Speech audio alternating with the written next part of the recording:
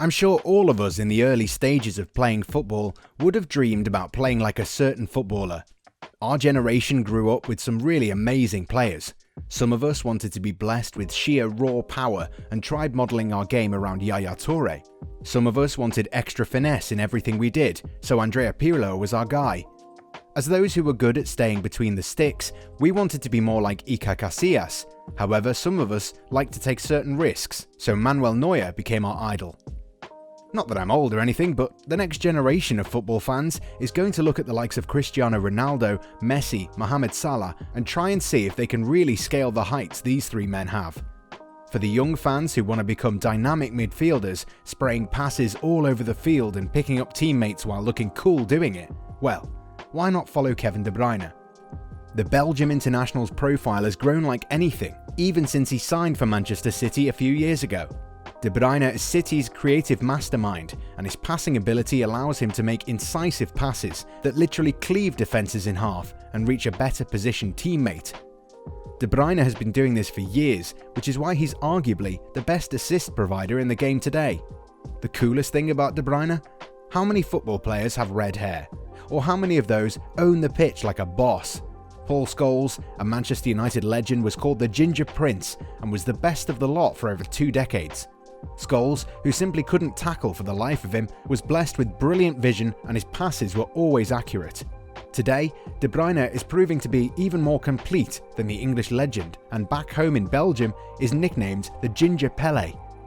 If he stays fully fit this year, Man City might end up winning a couple of pieces of silverware for sure. For us, De Bruyne is still one of the top 3 midfielders in the game today. He's someone who has that grace and smooth style. When he dribbles or passes the ball, you can never guess which option he'll go for. The way he receives the ball and then opens his body up, it just exudes an air of confidence. He's simply so good that taking the ball from him is never that easy. He can simply desecrate the roof of the net when offered a chance. There's been many instances where De Bruyne would give a through ball to a teammate before putting himself in a position to receive the ball and score a goal. For a midfielder, De Bruyne is always scanning the pitch, looking for openings and even finding space for himself to receive the ball. This is what makes him one of the finest midfielders to play in the Premier League. Pep Guardiola has managed some of the greatest players of the last decade, the likes of Xavi, Andres Iniesta, Lionel Messi, Philippe Lahm and countless others, but the Catalonian has been very gracious in praising the Belgian. "Kevin is one of the best players I've ever seen in my life," Guardiola said, "in terms of how he can make absolutely everything. He is a top quality player. We're so proud and so happy he's with us."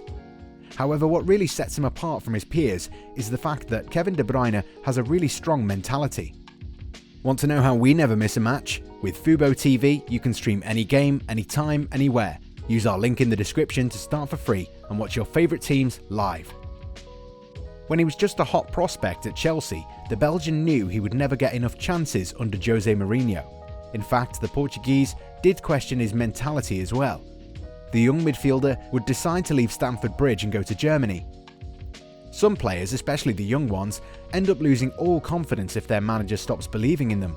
But in some ways, this pushed De Bruyne into proving his worth and drove him to become the best midfielder out there. After some really great displays for VfL Wolfsburg, De Bruyne signed for Manchester City. While we all knew that he was a special talent, it still remained to be seen if De Bruyne would be able to thrive in the Premier League. Many good players have come to England from other leagues and flopped, but then again, De Bruyne was never just any other good player. He always had the talent, but more than that, he had perseverance and self-belief. Even if a coach of Jose Mourinho's stature didn't believe in him, De Bruyne believed in his own ability and didn't really need anyone else's confidence. So now that you've heard the whole story about De Bruyne and know what special qualities he has, do you think you have what it takes to become a player like Kevin De Bruyne? If you really think that you want to take up the Belgian hotshot as your idol, then first things first, your aim has to be precise. Playing for Man City is not easy no matter how talented you are.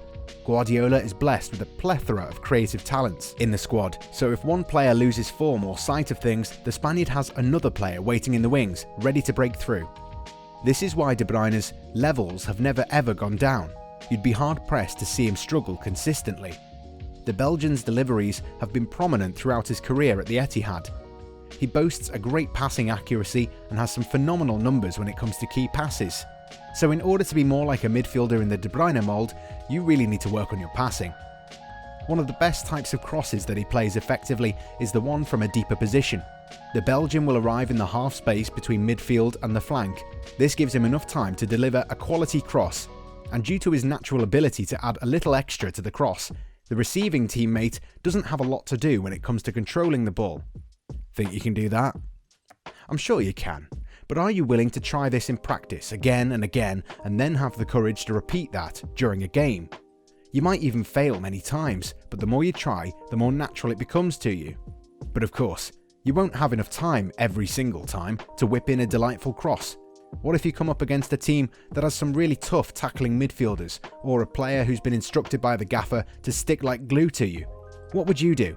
Or what would Kevin De Bruyne do?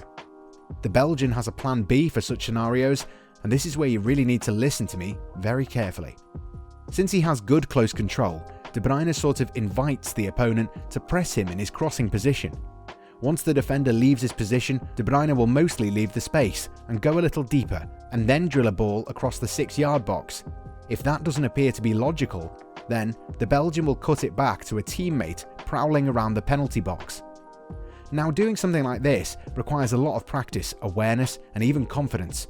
Not many players, even regular Premier League players, can do this. But if you develop this awareness of what and who is around you and know your teammates' movements, you might become your team's most creative force. Now, wouldn't that be amazing? So, if you're trying to become De Bruyne's exact carbon copy, you need to be good in 3 key areas. First off, you need to be in the right position.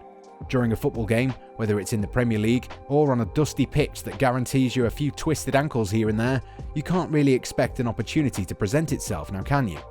Moreover, it would be really beneficial if you're able to forge a strong relationship with the winger and the fullback so that they can create space for you. Creating overlaps is very crucial, and De Bruyne's teammates do this quite a lot. Can your teammates willingly do this for you? If not, then we urge you to find a new team that's willing to play to your strengths. The second aspect is equally crucial: decision making. Whether you take a touch or cross the ball the first time of asking totally depends on how you receive the ball. Equally important is the positioning of your attack-minded teammates.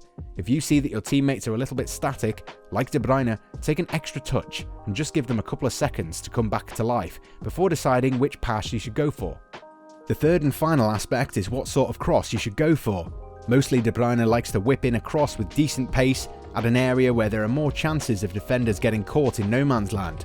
But there are also times when he adds more flight to his cross, which gives the forward some time to make an aerial challenge. So now that you know how De Bruyne works, here's some of our suggestions. Get ready to put in long hours on the training pitch, putting in balls from a deeper position and continuing to do so until you get there.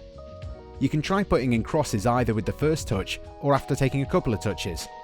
De Bruyne has a near perfect first touch, which helps him whip in some delightful crosses, so it will be important for you to master your first touch so that you can be able to put in pinpoint crosses from the deeper areas. Your positioning is something that will require a team effort. Work your positioning and patterns of play with your teammates. Ask your coach to run a few drills designed to optimize your performance. And that's it for today, everyone. Do you think that you have it in you to be the next De Bruyne? More importantly, are you willing to put in the grunt work and test yourself to the limit? If you have the right mentality, are willing to go far and have the dedication, you can definitely carve a whole new identity for yourself. Who knows? One day, we might even be talking about you on Goalside.